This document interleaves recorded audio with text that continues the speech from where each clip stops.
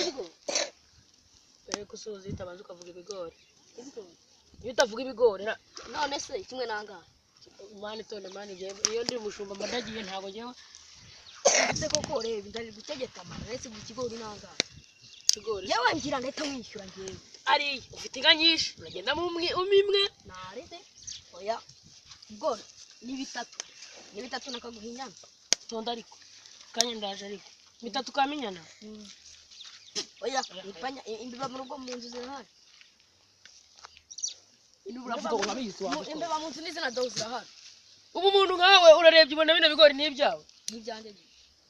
uwo nta nubwo bikwiye urebye isura yawe ntabwo itwire bino bigori n'ukuri kumana je isi